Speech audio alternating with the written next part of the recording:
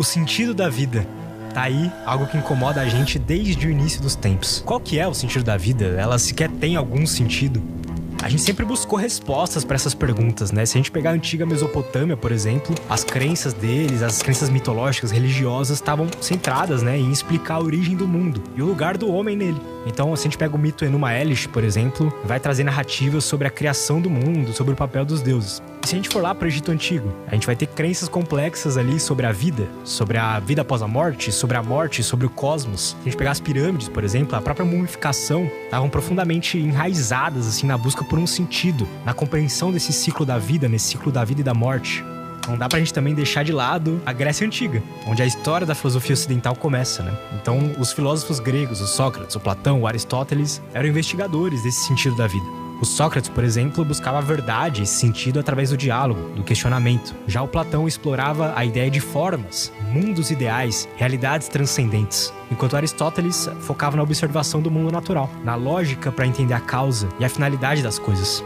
Mas é aí que em 1905 nasce o Jean-Paul Sartre. O Sartre foi um dos, se não o principal filósofo a trazer uma resposta mais convincente para o sentido da vida. Para o Sartre, a existência vem antes da essência. Ou seja, para a gente ter algum sentido, primeiro a gente precisa existir. Então, para ele, o homem é uma criatura livre. O que ele é não vai depender de uma natureza pré-determinada, mas sim da sua própria vivência, das suas escolhas feitas ao longo da vida. A vida, na visão dele, não tem um sentido intrínseco. Somos nós que criamos esse sentido. Mas a verdade é que não existe um consenso entre os filósofos. E, obviamente, se a gente usar um pouquinho dos nossos neurônios, a gente chega à conclusão que não existe uma resposta certa para essas questões. Mas sim, diferentes caminhos de respostas que podem nos guiar em algum sentido. A gente pode pegar, por exemplo, o Albert Schweitzer, que inclusive ganhou um Nobel da Paz por isso. Ele diz que a felicidade ou o sentido da vida está em servir outras pessoas. Já para o outro Albert, o Albert Camus, a vida é um absurdo e não tem um sentido intrínseco. E ainda temos o Sartre, que acredita que nada tem sentido para além daquilo que atribuímos. E a ideia, a filosofia de Sartre, para mim é a que faz mais sentido. Porque pensa comigo, todas as conclusões que cada um desses filósofos chegaram são recortes das percepções individuais de cada um.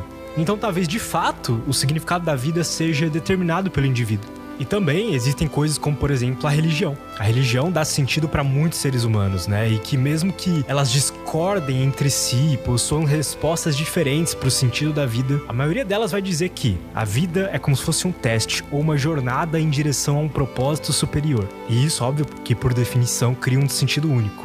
E para as pessoas que têm uma religião, o objetivo da vida se torna encontrar a vida eterna, né? Em religiões monoteístas, por exemplo, cristianismo, judaísmo, islamismo, o sentido da vida está ligado à obediência a Deus, está ligado à busca por salvação.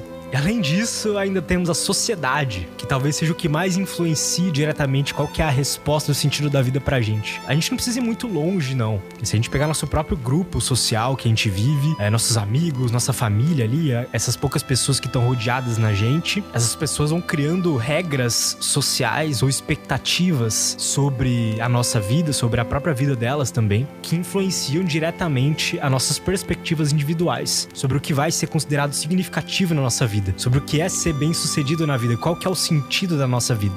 E aí, depois de passar por algumas inúmeras e severas depressões, eu decidi investigar um pouco mais esse assunto. Esse documentário é uma tentativa de encapsular quais foram os meus melhores achados.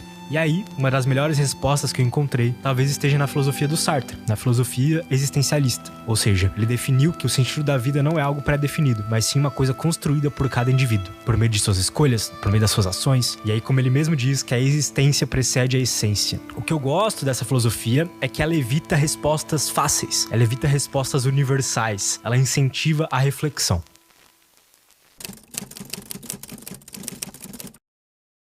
O existencialismo surgiu no século XX, tendo como principais pensadores aí o Kierkegaard e o Nietzsche.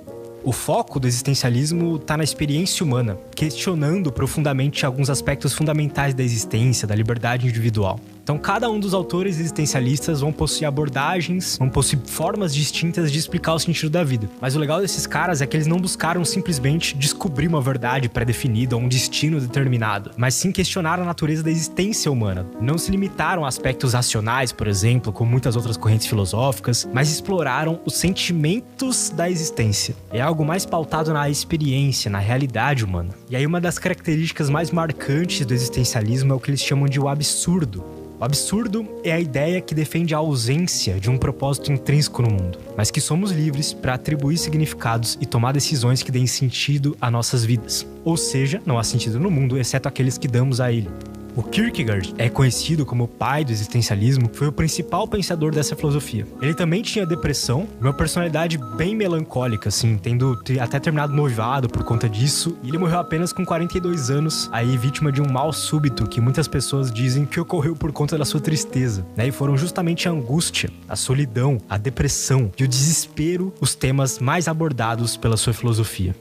E ele foi um extremo crítico, assim, das abordagens filosóficas que fugiam pro lado mais abstrato da coisa, no sentido de não serem úteis para a vida do cotidiano. A sua filosofia é pautada na resolução de problemas do dia a dia, tendo como foco a existência concreta do indivíduo. Para ele, não são eventos passados ou futuros que determinam a nossa vida presente. Para ele, a existência humana é um mar de infinitas possibilidades. Viver é fazer escolhas. Escolhas que vão determinar, aí sim, a nossa vida. Essas escolhas são definidas exclusivamente pelas nossas vontades e não por fatores externos a nós. E é aí que as coisas começam a ficar interessantes. Escolher apenas algumas determinadas coisas em um mar de possibilidades não é algo agradável.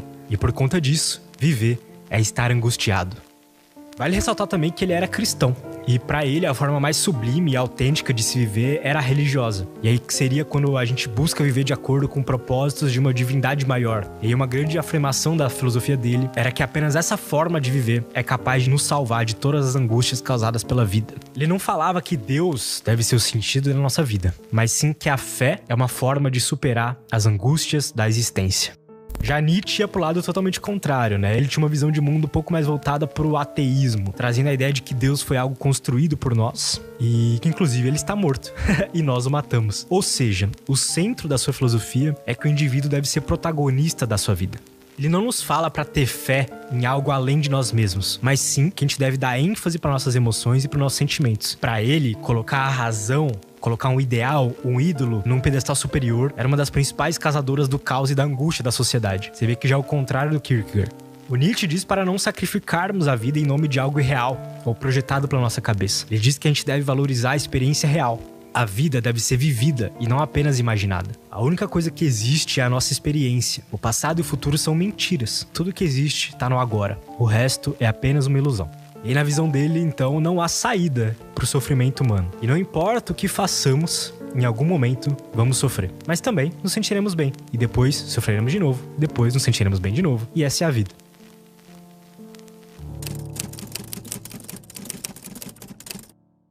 Já na modernidade, o Sartre foi o maior propagador assim, da filosofia existencialista. Ele afirmava que o próprio ser definia a sua essência, a sua vida, e não Deus ou nenhuma outra forma pré-concebida, né? Sendo cada pessoa responsável pelos seus próprios atos, pelos seus próprios motivos, pelos seus próprios sentidos. Sartre, ele foi um filósofo francês que viveu entre 1905 até 1980. Ele era bem engajado assim no mundo político, inclusive ele lutou na Segunda Guerra Mundial, lá em 1940, mas a sua trajetória acabou tomando um rumo mais sombrio quando ele foi capturado pelas forças nazistas. Foi enviado para um campo de concentração e permaneceu lá por cerca de um ano. E aí, sem dúvida alguma, isso modulou a sua filosofia, né? O confronto direto com a morte, a liberdade limitada e uma extrema desumanização fizeram com que ele explorasse as questões existenciais de maneira mais profunda. Ele não apenas pensou, mas ele viveu os contextos incertos e perigosos. Aqueles contextos que fazem a gente refletir se a nossa vida realmente está valendo a pena. O Viktor Frankl, um outro pensador, também teve uma história parecida. Ele sobreviveu a vários campos de concentração, inclusive Auschwitz. E assim como Sartre, essa experiência teve um impacto profundo no seu trabalho e pensamento. O Frankl, ele desenvolveu a logoterapia, que é uma forma de psicoterapia que enfatiza a busca por sentido, como a principal motivadora da vida humana. Ele acreditava que mesmo nas condições mais brutais e desesperadoras, o indivíduo ainda pode encontrar significado e razão para viver. Bem otimista, né? Ambos os pensadores, e aí cada um na sua maneira, contribuíram para o entendimento da condição humana e da nossa relação com o sentido da vida. O Sartre também era uma personalidade complexa. Ele viveu um relacionamento aberto ali que durou 51 anos. Ele também recusou o Prêmio Nobel de Literatura em 64. Assim, ele tinha aversão ao sistema de premiação, ao reconhecimento institucionalizado. Ele acreditava que, aceitando um prêmio como o Nobel, ele iria comprometer a sua liberdade intelectual. Além disso, ele critica bastante o conceito de honra, de hierarquias sociais e coisas assim. E isso fazia ele enxergar o prêmio como algo que o colocaria em uma posição superior a outros escritores. E aí a angústia existencial que o Sartre experimentou durante a sua vida, seja nas trincheiras lá da guerra, nos campos de concentração, ou na própria vida cotidiana, acaba permeando as suas obras. E a sua filosofia enfatiza a liberdade, a responsabilidade e a necessidade de enfrentar as escolhas difíceis que a existência humana apresenta.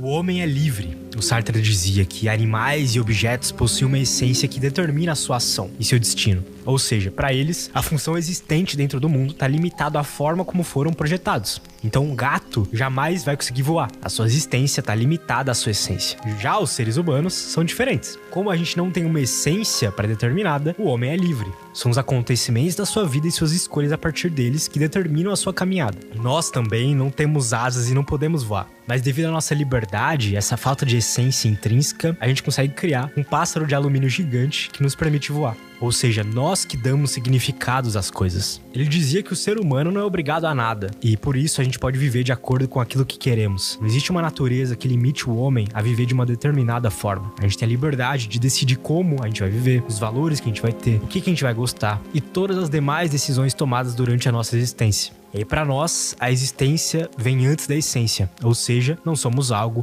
para então nos comportarmos como tal. Mas sim, primeiro vivemos para depois descobrir o que somos. A nossa autodefinição decorre durante a vida e não de uma natureza determinada anteriormente. São nossas ações perante a vida e a forma como deliberamos e interpretamos as situações. O sentido da vida não vem pronto, ele é construído conforme vivemos. Porém, como tudo na vida possui um lado bom e um lado ruim, a gente também acaba pagando um preço alto por ter essa liberdade. Ser livre nem sempre é bom, e o ônus dessa liberdade é chamado de angústia. Olha só que interessante isso que o Sartre dizia. O homem está condenado a ser livre, condenado porque ele não criou a si e ainda assim é livre, pois tão logo é atirado ao mundo, torna-se responsável por tudo que faz. Então, como um efeito colateral da nossa liberdade, a gente tem a angústia, que é um produto causado pela responsabilidade de escolher a coisa certa, pois cada decisão que tomamos gera um resultado positivo ou negativo. Isso afetará a nossa vida e o mundo como um todo, e por conta disso a gente acaba tendo medo de escolher nossos próximos passos, já que o erro sempre cobrará um preço. A cada passo que damos durante a vida, a gente abre infinitos caminhos de escolha. Ou seja, ao escolher assistir esse vídeo, por exemplo, você gerou infinitas possibilidades de caminhos futuros, que vão desde se inscrever nesse canal, até ler mais sobre existencialismo, ou até largar tudo pra trás e viver uma outra vida. Enfim, essas coisas só são possíveis porque você tomou uma decisão inicial. E esse ciclo vai se repetir durante toda a nossa existência, desde o nosso primeiro suspiro até o apagar das luzes na morte.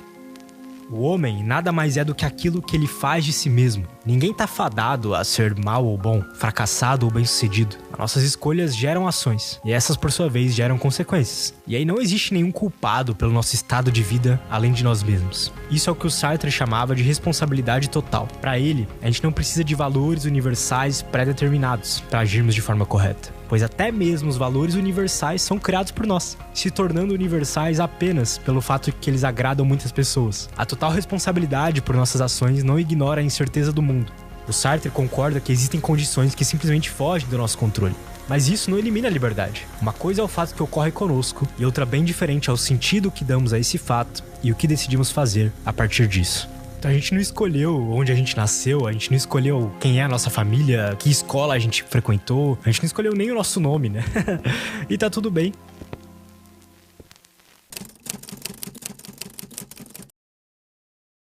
Num mundo distraído por buscar materiais e padrões pré-estabelecidos, o Sartre vai lembrar a gente da importância de refletir sobre o porquê dos nossos comportamentos e escolhas, né? E mais importante ainda, ele vai dar responsabilidade para nossa vida. Dentre todas as coisas que existem no universo, talvez a única que a gente consiga controlar em algum aspecto, mesmo que seja mínimo, é a gente mesmo.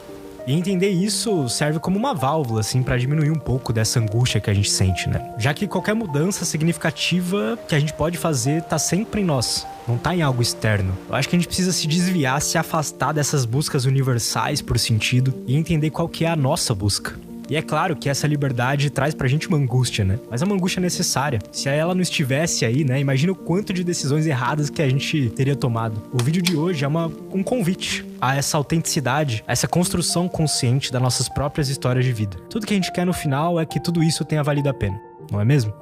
Na minha opinião, a gente não precisa de uma resposta. A gente precisa de uma forma de encontrar a resposta. A resposta que faz sentido pra nossa vida.